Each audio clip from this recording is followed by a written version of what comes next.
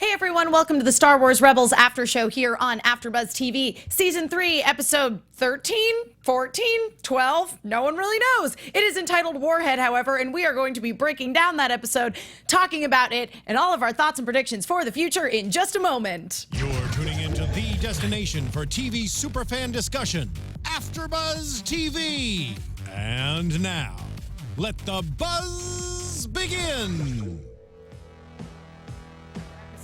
On Star Wars Rebels is very confusing. For the record, if anyone is confused as to why I am confused, it's because depending on what source you look at, it says different things. Because some instances count like those double episodes in the beginning as one episode. Some don't even count them as episodes. They call them TV movies. So nobody literally ever knows what the actual episode number is. I feel like there's one actual thing that Disney set down, and just some people went with that, and some people were like, but I'm pretty sure that the Disney XD app versus like Disney XD the channel actually say different numbers. oh my god. Yeah. It's a time. It doesn't matter though, guys, because you know the actual number of the episode is pretty irrelevant. If they can't get the numbering straight though, I'm very concerned as to the canon explanation later on. Well, we just had an interesting discussion with somebody who's just finished watching all of the Star Wars films for the first time and was also very confused about the order of things sequentially. Hey guys, welcome to the Star Wars Rebels After Show. Far less confusing than the numbering of the episodes, we hope anyway. If you guys are watching on YouTube, remember you can also check us out on iTunes. And if you're over on iTunes, subscribe. Leave us a review. Take us on the go. If you do leave us a review, we'll say nice things about you on the podcast, which we're going to do on this episode. And I really appreciate the new review that we have this week, by the way.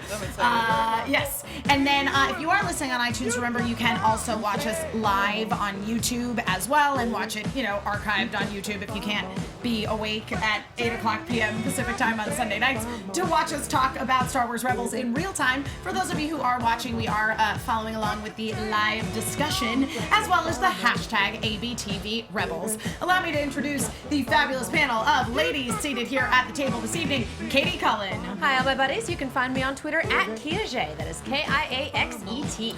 Megan Salinas. Hey guys, you can tweet at me at the Menguin. That's TheMenguin. Joelle Monique. Hey guys, I'm Joelle Monique. You can find me all over the internet at Joelle Monique and every week at blackgirlnerds.com. And I'm Emma Fyffe. I can be found all over the internet at my name, Emma Fyffe. I like to keep it very simple. So let's talk about this episode, guys, because I felt going into it, so obviously we knew that this episode was going to be centered around Chopper, AP5, and Zeb being left behind while everybody else went off on some important mission. So going into the episode, number one, I adore all three of those characters. So yes. I was excited from that perspective. However, going into it, I sort of thought we might be getting kind of a wacky fillery sort of episode, and I was very pleasantly surprised to find that was not the case. Yeah, actual plot-heavy stuff in a droid that is full-on terrifying. Yeah. That's like the Decepticon from hell, you guys. Oh my god, yes, it totally is. No, and that's something I really appreciated about this episode is I watched it and I was looking at the beats and I was like, this feels like an episode of Transformers Prime. And I do not, and I mean that with the utmost absolutely. Yeah. It was thrilling. When he started transforming, I was like, "Oh, we are." It's like when T2 comes and you're like, "There's no way anything is worse than Terminator." And then it's just so destructive and so wholly forceful and just upon you all of a sudden. And how do you escape this thing? It's a great challenge for Zeb. I was really excited. Yeah, and they went full horror movie for a little while they there. totally with the shots, did. the music, the framing, all of it was just like, oh, shoot. Yeah. It's going around killing other droids and cannibalizing their parts. This is a horror movie. Yeah, I thought it was an incredibly, well put together episode, particularly as you say, Katie, from that standpoint of playing with that genre of horror, which is something that is, fairly prevalent in the Star Wars universe. As we see a lot of things that are meant to sort of invoke that kind of fear in you, especially the first time that you see it and then having it immediately vanish into the unknown. It's kind of like in Empire Strikes Back. I was so terrified the first time that the Wampa attacked. Yeah. You know what I mean? Because you just sort of see it for a second and you're like, what even happened? It's the same thing with the Rancor. Yeah. You don't see it when it first kills someone. someone in Return of the Jedi, and then when you actually see it, like, there's a lot of buildup there. Yeah, and I mean, even though, like, we had a little bit of intel, obviously, because Fulcrum was communicating with Zeb, saying, like, yo, there are these, and the episode even starts with them being like, yep, we launched all these, you know, Imperial infiltrator droids out into space, and we haven't heard back from this one. Even though, as a viewer, you had some sort of sense of, okay, obviously there is some sort of threat that is posed with this droid who shows up seemingly harmless at the very beginning of the episode on Atollon, the planet that they're on. And, but even still, like, when it made that transformation, that was still freaking terrifying to me. Yes.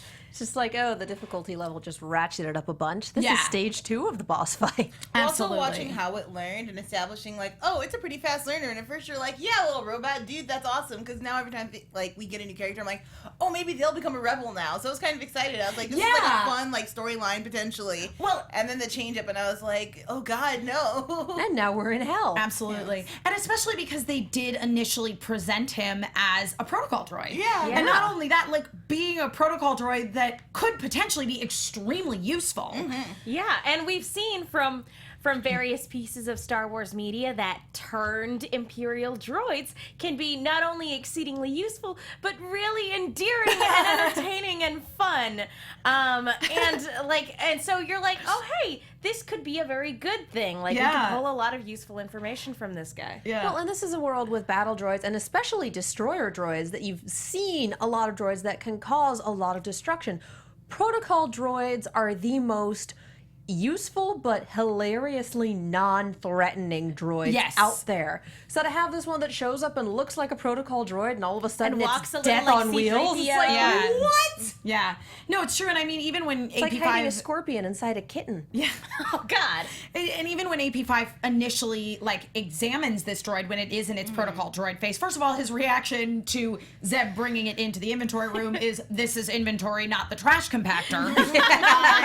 And then immediately follows up with, oh, it's some sort of, like, old protocol droid. Like, they don't even make things like this anymore. So, I mean, you go in with I mean, and again, even knowing that there are these, like, these awful infiltrator, like, demon destructoid droids, like, out in space somewhere, it's still, because exactly of the way that it's presented, you're like, this is some, like, you know, hunk of junk, sort of old protocol droid that has some useful skills, but isn't exactly, like, a combat threat. And the way we're introduced to it too, it gets taken out by the spiders things. yeah, and it's like, I can't give away my position, I can't do anything. Did you notice that it took out a bunch of the spiders as well? Yes. Well, yeah, like 3 of them.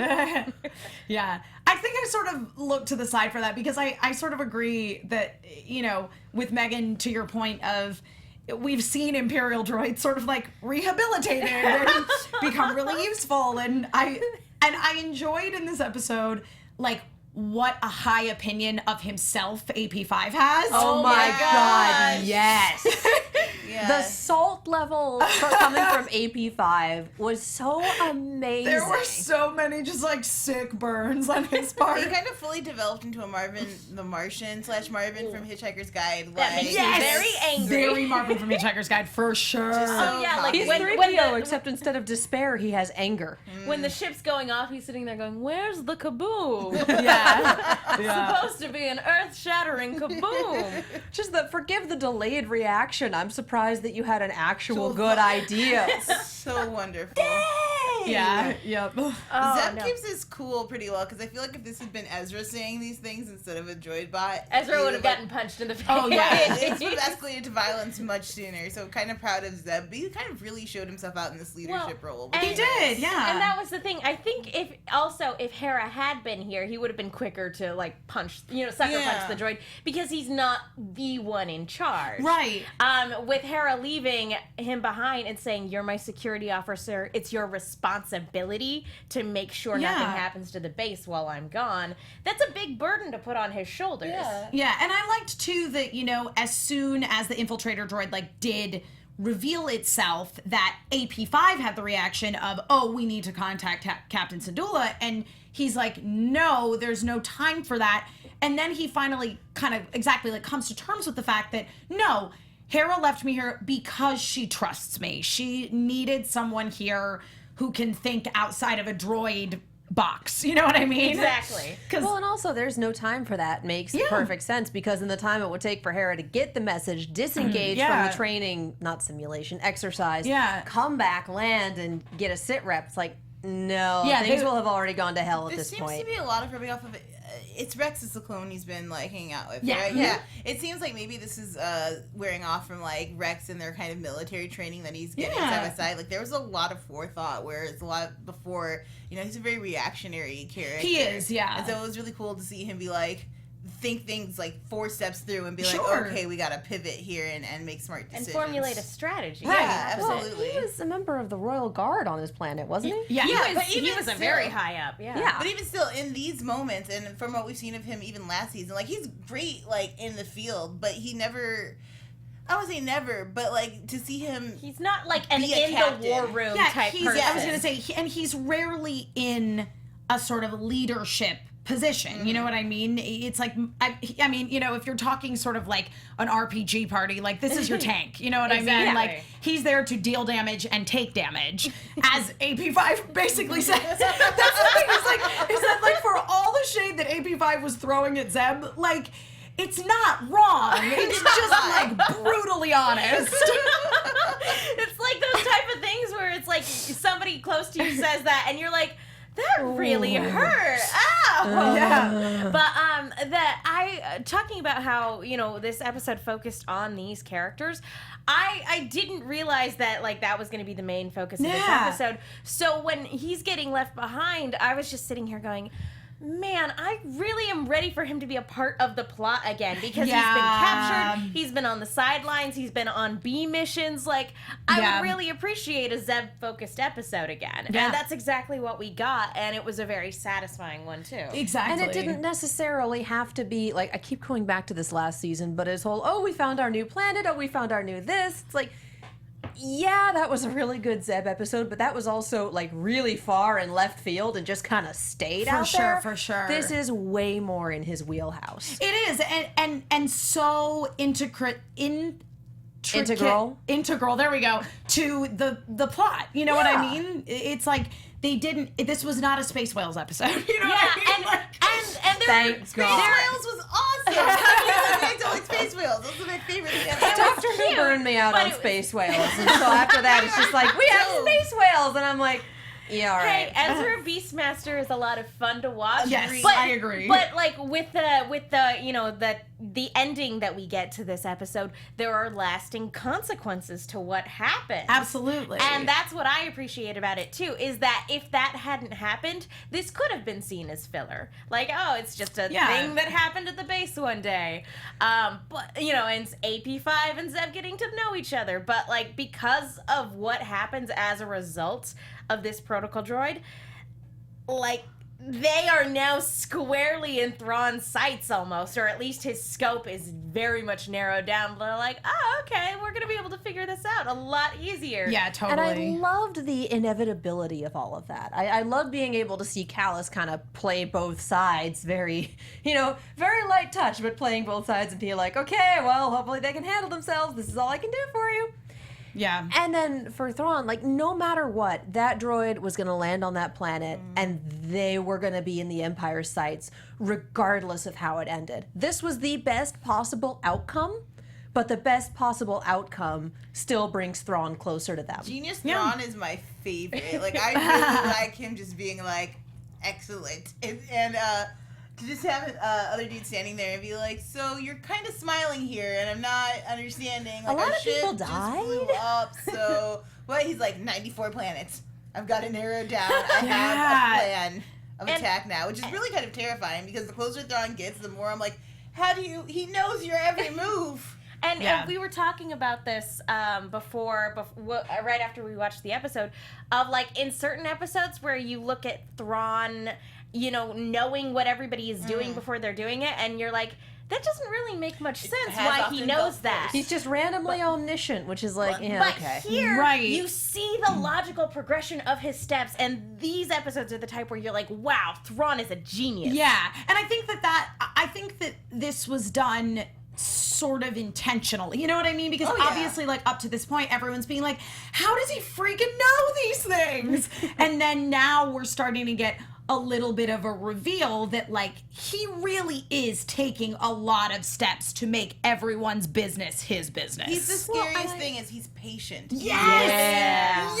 He's so willing to just wait to find out who you are, and there's no ruffling his feathers unless you have some stuff to say about art. Otherwise, He's a Komodo dragon. terrifying. He bites you and then waits 60 days for you to die of infection. Dude, I was like real nervous, like heart palpitations when he had in that last scene with him and Callus. I was like, oh no. Especially when Callus was like, well, you seem like pretty cool about this loss. And I was like, oh no, he knows he's gonna kill him. It's gonna be terrible. I think when Callus goes down at the hands of Thrawn, it's not going to be a last 30 seconds of the episode maneuver. But It what is if going it to be. was? This isn't Game of Thrones. It's Game of Thrawn. Not yet, anyway. But no, You like, didn't boo me for a pun. I'm very happy. I mean, we're talking about Callus dying, and the inevitability of that just makes my heart sink so much. Yeah. And, like, in that moment when he sees the ship go down, and you just see that little bit of a smile, I'm just like, I'm gonna miss him. He's when gonna he's give dead. himself away. do you guys think that Callus or that Thrawn knows? He knows that it's someone on the ship. Yeah. I don't think he knows that it's Callus quite yet. But I would not be surprised if Callus was on his short list of candidates. Yes. I agree 100%. I feel like he has a list of suspects in his mind. 94 of them. And it's just like what we see with the systems here and the ships. Yeah. He's like, here's the web of possibilities. Yeah. And through deductive reasoning, we will find out who it actually is, and we don't know how much evidence Thrawn actually has in terms of his list of suspects, but he's the type of person that isn't going to be emotionally swayed when it comes to a particular person. Like, there are so many people within the Empire who, just because they didn't like Callus, would put him on on a list of suspects. And I think too, you could almost say that things like the events of this episode and then Thrawn having a conversation with Callus about it's absolutely part of his process of elimination. Because as we say, he definitely knows it's someone on the inside, but I don't think he knows exactly who, and he's just playing his cards and patiently waiting it out. And It is a Game of Thrones maneuver. Yeah. If I give different information to literally everyone, I know who had the information that the rebels got. Odds are. Yep. Yeah. And we have go ahead. we have a theory in chat from Hero75. I think Thrawn knows Callus is the rebel spy, and he's going to use him to give false information to position the rebels where he wants them. Yes. If he figures it out and doesn't immediately take out Callus, he will just feed him absolute false information. And I think even if I do think that is possible, that he does know. Let's put it this way.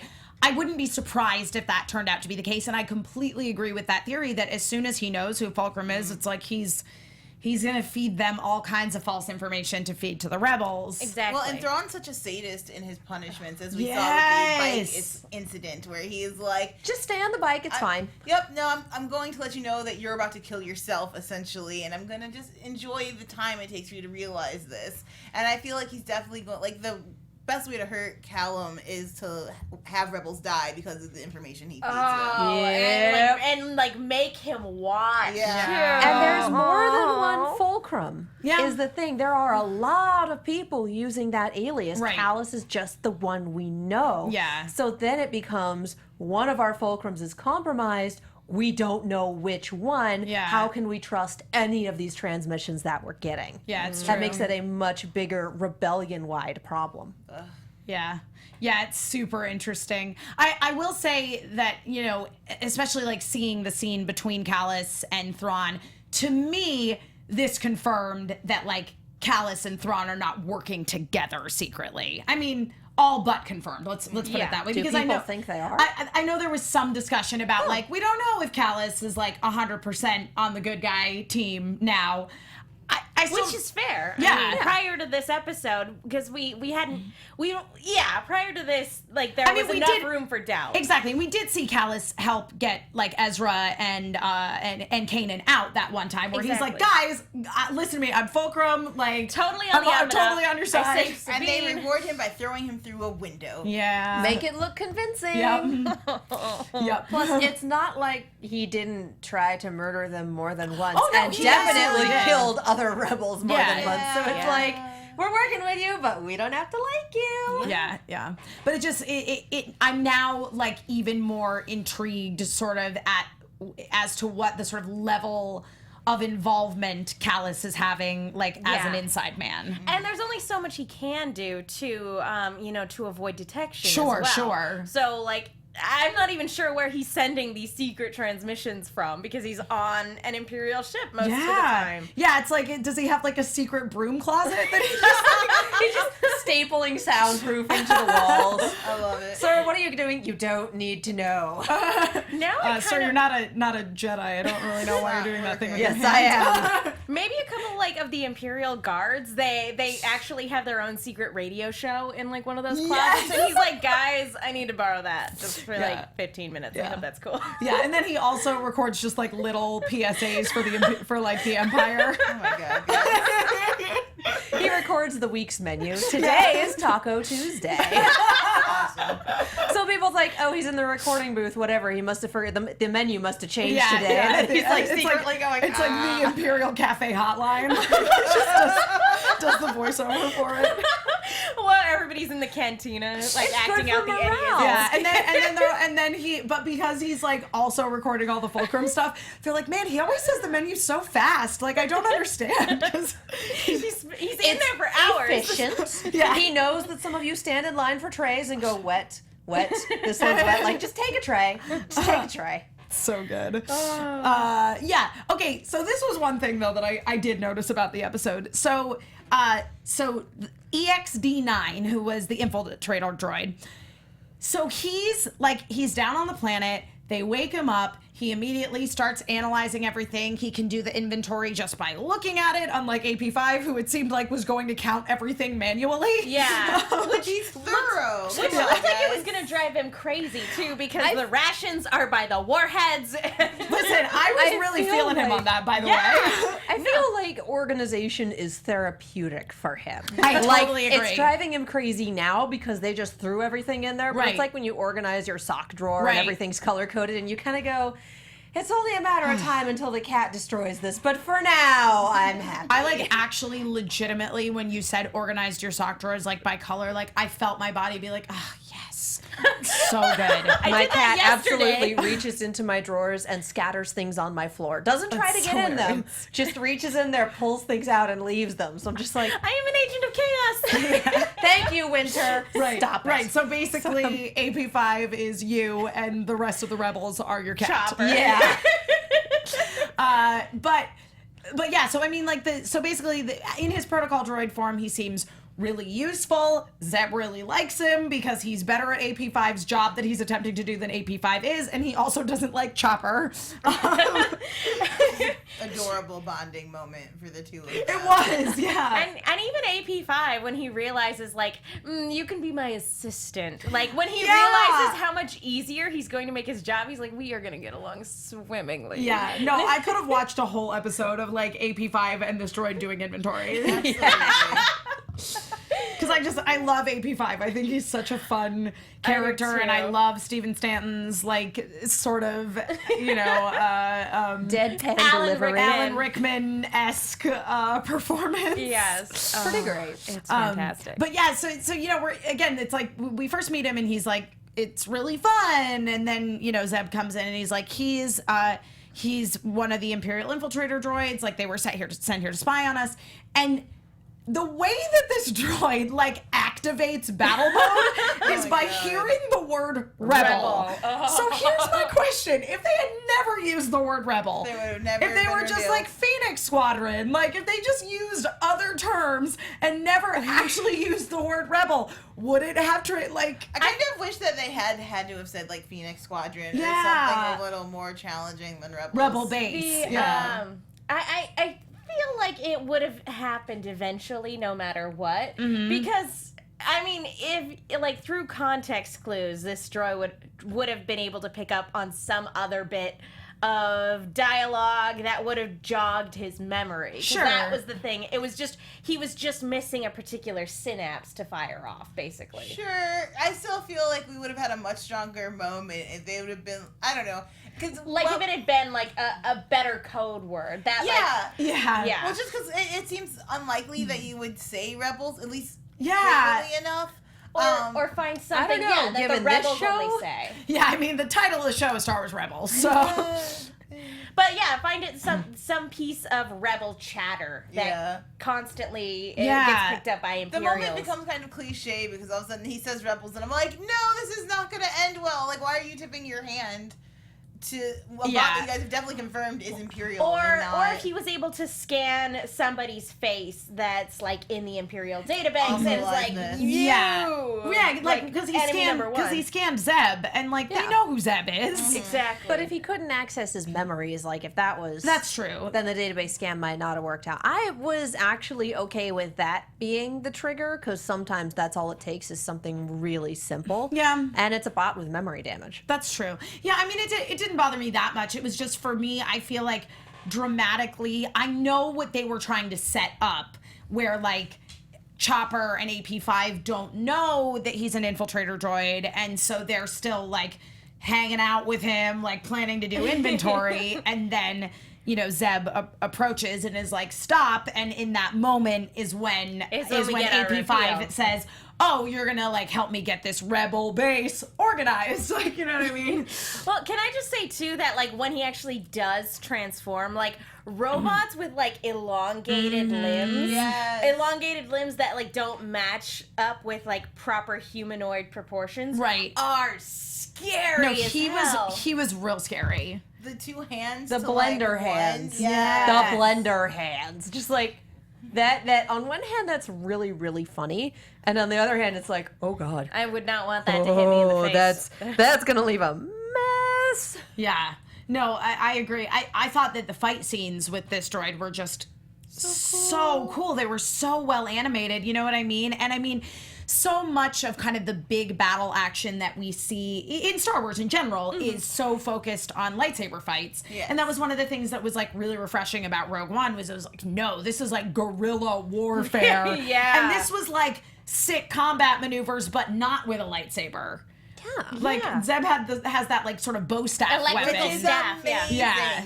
And Yeah. just Maybe my redirecting favorite the weapon. current, like, oh, this is bad. Oh wow. Yeah. And I loved that, Zeb was like, I'm gonna shoot him, and AP5's like, ooh, not a great plan. There's a lot of explosives here. And Zeb's like, great, I'm gonna grab him, and then can you deactivate him? And he's like, of course I can. And also he's like, you're gonna grab him. Yeah. Good plan. There was definitely parts where I'm like, Zeb, you're gonna get yourself hurt here. Like, you're definitely gonna be like, when he landed on his back, I was concerned that Yeah. maybe he had broken his back. Sure, that's fair. You know what Still part a kid's show. You know what part of this, though, that made me more terrified than anything was the fact that he was able to smack Chopper across the room and into a wall, and I was like, You just kicked the cat. Oh my god. But like backtracking to when they first encountered this droid and Zeb's like, all right, let's like take it in, and Chopper just like starts to try to bash the head. So funny.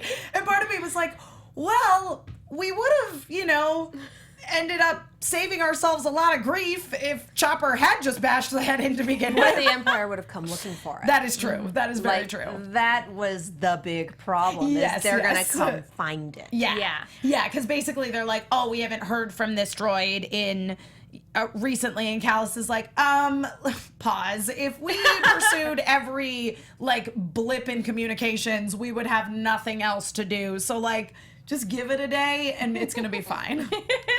shoot, I gotta get to that radio station. Exactly. No, it was so Also, good. I forgot to record today's menu, so I'm gonna go take care of that right now.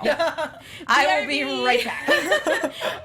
But yeah, and then this is what I'm talking about with it feels a lot like an episode of Transformers Prime with the way that they choose to resolve this issue. Yes. Because there's an episode of Transformers where it's the same thing. They get a hold of Laserbeak and they're like, it's trying to go back. What are we gonna do? This is an opportunity. Right. Let's take advantage of this. Oh, I was thinking of the time that they sent the Mimic back and stuck a bomb on him. No, They've done it more than once. Yeah, it's the exact same thing. They planted a virus in it, and then they put a bomb in it to act as a distraction so that they could get the virus. Yeah. It was brilliant. I mean, for me in this episode, like, as soon as the bomb was basically activated and Chopper froze it, which, thank goodness, Chopper is extremely useful in this situation.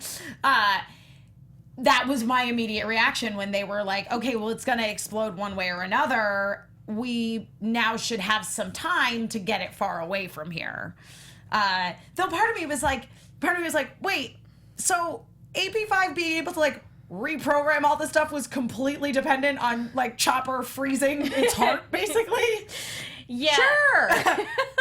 And like just the fact that AP5 is like that, he's like, oh, what's it doing? He's like, it appears to be counting down. Yeah. Counting down to what? what? Things never count down to good stuff. That's true. Unless it's New Year's. Well, that's debatable. For any kids listening, New Year's is pretty underwhelming. Look, we're still within the first month of 2017. I'm trying. Yeah, I'm trying real hard. I appreciate that optimism. Keep it going. Keep doing it going. my best. It's gonna die on the 21st, but that's okay. I'm still trying. Anyway. Hey, politics. Yeah. But that, again, it was the rebel base thing. I was like, okay. And the AP5 can do anything thing also kind of made me go, okay. And I love AP5. Like, he is in, like, easily my top 5 droids of all of Star Wars. Possibly my top 3, to be totally honest. Great. I just love him. Yes. And I know I've said this before, like, I just love that in AP5 and Chopper we have, like, the most opposite of R2-D2 and C-3PO you could possibly get. In a good way. Like, we have a scrappy dog and a slightly neurotic owner, and then here we have, like, the most angry feral cat and the angry old guy who's taking care of him while mom's away for Right, the who weekend. also thinks he knows better than everybody else. Yes. And I love just it. love that, like, again, in recent Star Wars media, that they're trying to have droids that differentiate themselves from R2-D2 and C-3PO. Yeah, I totally agree. And so we get, in Chopper, AP5, and in K, K2OS, we get droids that are cranky, but personality-wise, they are all still very distinct. Yeah, no, I They're totally still agree. not people, according to this universe. That is, I know, that's so true. I have to tell you, though, that droids being able to deactivate other droids is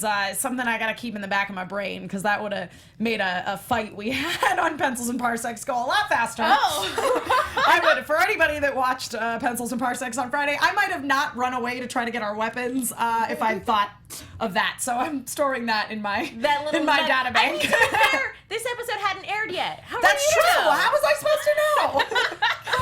I don't mind AP5 being able to do everything because he's so rare on the show. It's true. If he was in every episode and able to do everything, it would get real old real fast. Yeah, that's absolutely true.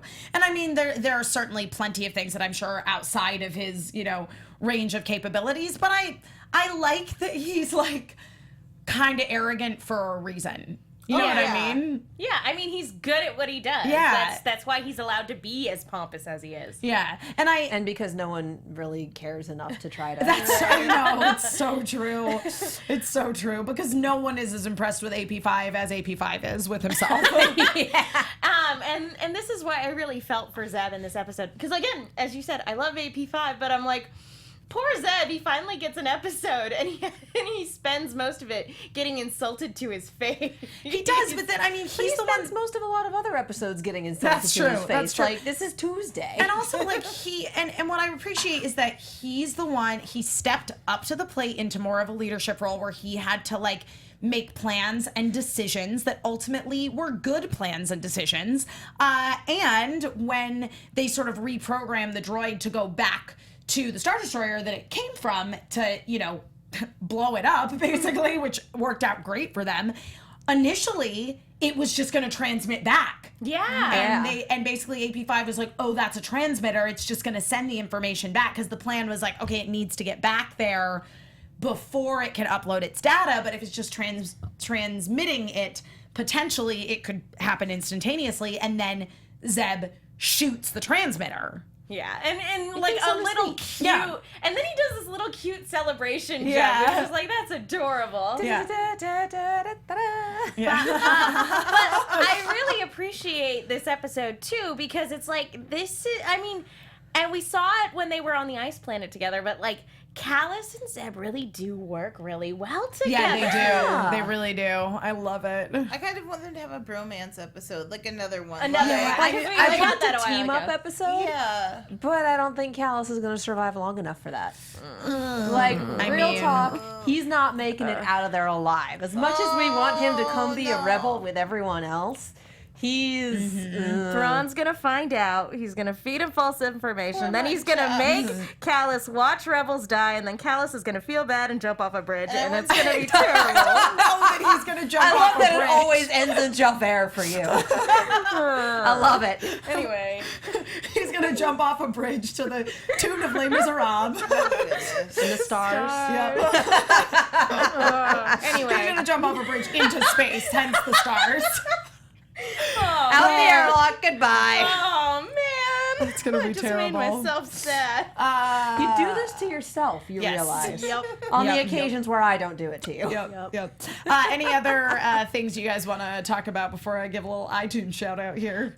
Just really enjoyed this. Yeah, I went into this episode thinking, oh, this is gonna be fun. I love all three of these characters, and then it was fun and it was scary. That astromech droid got destroyed by it the did. Cannibalized. Yeah, ripped And then apart. we got to watch it cannibalizing another one, like, Holy moly! Yeah, And the fact that it was leaking. I don't think I've ever seen a droid leak when it was injured. Yeah. I've seen it spark, seen it do all that Sure, fun stuff, but sure. I've never actually Heard seen, it like, scream when it was getting tortured Yeah. for some reason. a blood trail was Why were basically they what programmed that to was. feel pain? I don't know. That seems highly illogical. Cool. How do you know it's like in Westworld? Like, Yeah. they just seem more alive if they're hurt. But yeah, this Westworld is a whole other ball of wax. But this episode was so much fun, and it had, as you were saying, a little bit of everything. Very well rounded for what could have been a phoned in filler episode. They really made it count. And, Yeah. again, as an episode that focuses on characters that don't get a lot of limelight, I really appreciated that. Yeah. I'm Yeah. really looking forward to Thrawn calling Vader up. I want to see the two of them in a room and understand what that dynamic is Yeah, I like. would love to see that. 'Cause I have a lot of questions. Is Thrawn like very humbled and like is there one person that Thrawn feels like, you know, humbled before, or is this like, you know, Vader's right hand guy and it's like, I don't know. you know, because Thrawn seems like the only fully capable person in the Empire, other Yeah. than Vader. Like everybody else does good, they're passable at their jobs here and there, or they just completely suck. But Thrawn is like full on Sure. enforcer. So I really want to see what the dynamic is like. I'm hoping that before we get to Callus's death, we get the two of them. Well, the thing Yeah. is, Vader's not the big bad of the series. He's the dragon. Yeah. He is meant to be the enforcer. He's meant to be the muscle.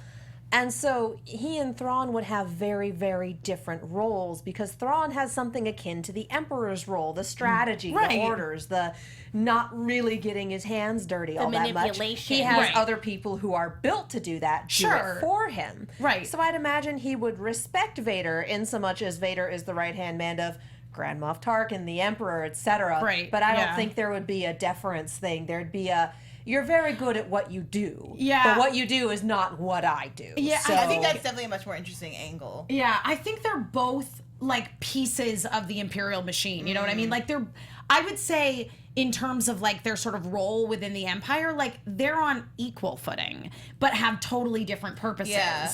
It's the same way that you respect Michelle Obama, but she's not the president. Right. Sure. She's still pretty dang awesome. Yeah. Yeah. No, I mean you're thinking again of like people who have different titles Yes. and perform different functions, but like in terms of the tier, they're on the same level. Yeah, Yes. and I mean it's very near the top for both of them. But again, like they do they fulfill completely different roles. But I also don't think that. I mean, we've established obviously this is happening sometime not long before the events of Rogue One and then ultimately Star Wars: A New Hope. So we have seen Vader in this show and season two. Season 2 had a huge conclusion with Vader in it, and so I think that you can't ignore the fact that Vader is at large. That will be disappointing for me if we never see Vader and Thrawn interact. Again, it's not going to ruin the show for me, but I would be disappointed if we never got to see what that dynamic is. It's not necessary. Correct. But it'd be glorious. But yes, it's one of those things in the same way that like the Darth Maul Obi-Wan confrontation isn't necessary. But damn, we're getting it. Come on. Yeah. I would love to So see ready. Thrawn get permission to use Vader in one of his plans. Just call up Grand Moff Tarkin and be like, okay, I have this plan. Here's all the pieces. Here's where it is. Can I stick Vader in here? Does he have an opening on Thursday at 5? Yeah. Yeah. Just something like that, because that is a really good ace in the hole to have. Yeah. And Thrawn has, I'm sure he has all sorts of aces in all sorts of holes hidden all sorts of everywhere, but that's the big one. Yeah, definitely.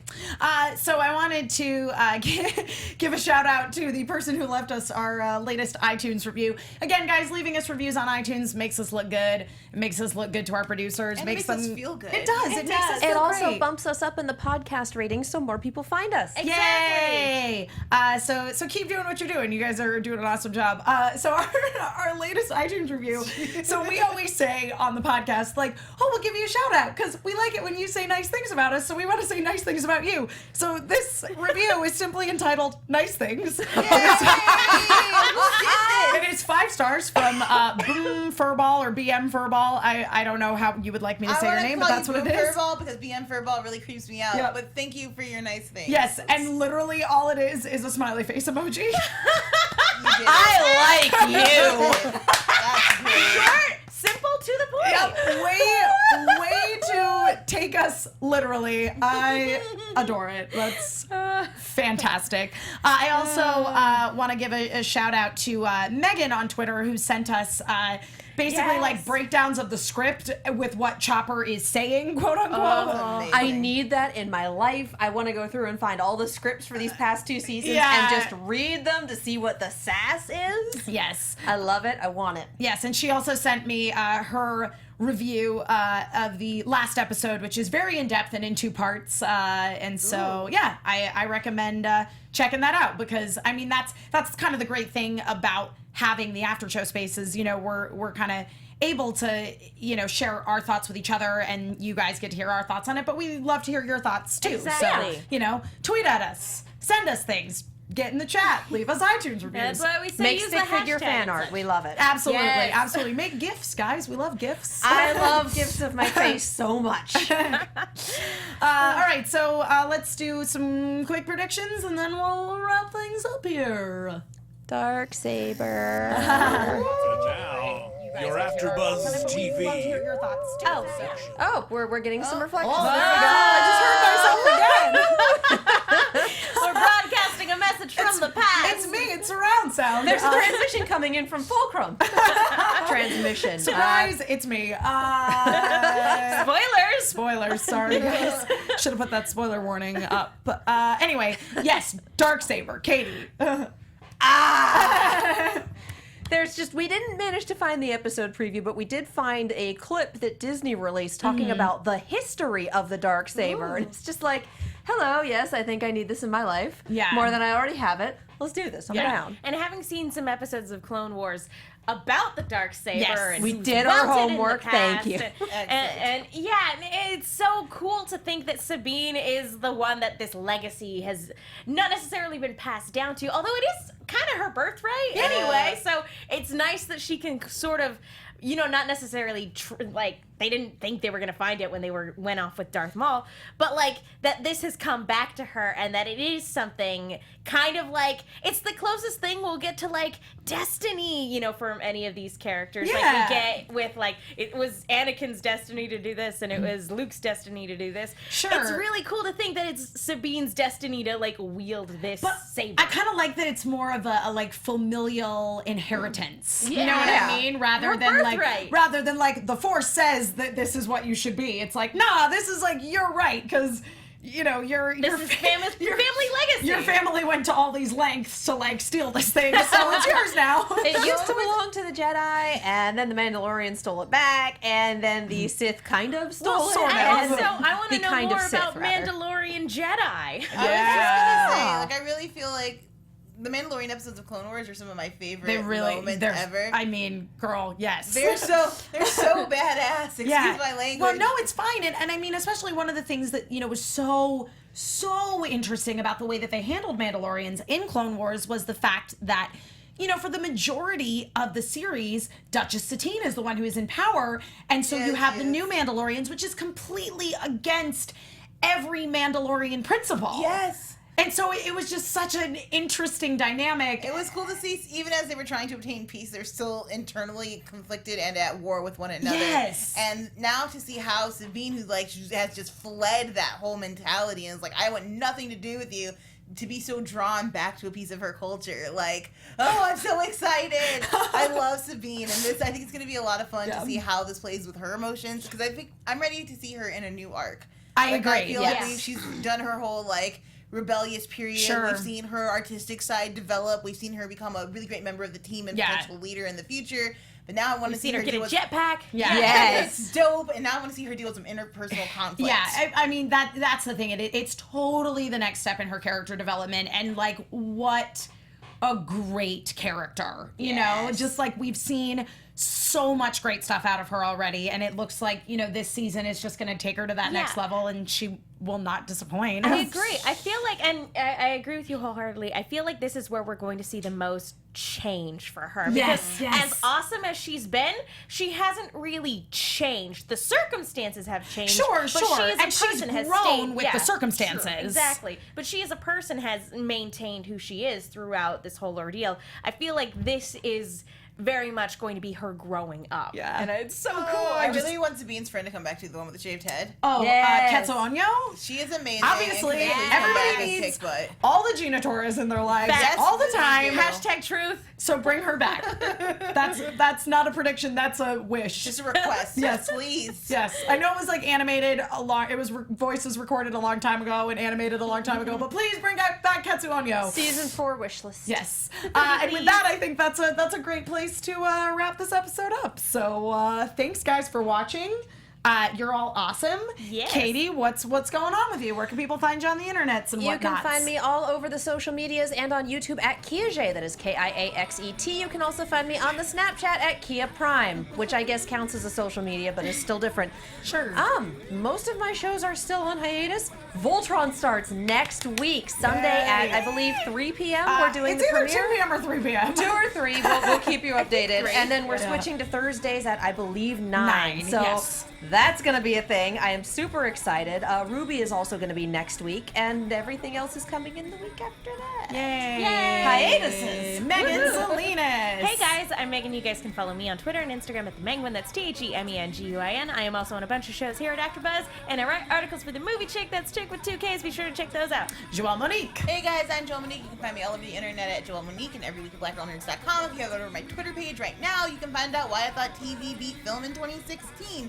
Also, I've got a lot of shows coming up. Incorporated on Wednesdays. The Magicians is coming right around the corner, and I'm so excited. If sci-fi is your jam, There are more. You can check the schedule. I'm around. And I'm Emma Fyffe. I can be found all over the internet wherever Emma Fyffes are sold at my name, Emma Fyffe. We have 2 more episodes of the Yuri on Ice after show, which is Mondays at 7 o'clock. Tomorrow, we're going to have like a really delicious treat involved, so you guys should totally tune in for that. It's going to be super fun.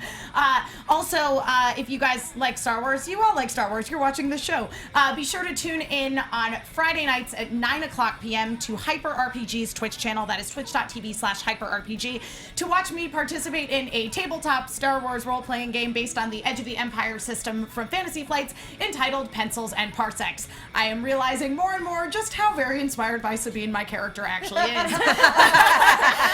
Thank you again, guys, so much for watching. You're all awesome. Remember, you can keep tweeting at us throughout the week all your thoughts and feelings on Star Wars using that hashtag ABTVRebels, and we will see you guys same time, same place next week. Bye!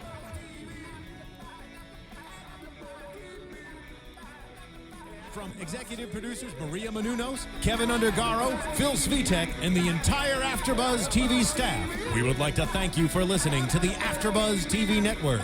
To watch or listen to other after shows and post comments or questions, be sure to visit AfterBuzzTV.com. I'm Sir Richard Wentworth, and this has been a presentation of AfterBuzz TV. Be with you. The views expressed herein are those of the hosts only and do not necessarily reflect the views of AfterBuzz TV or its owners or principals.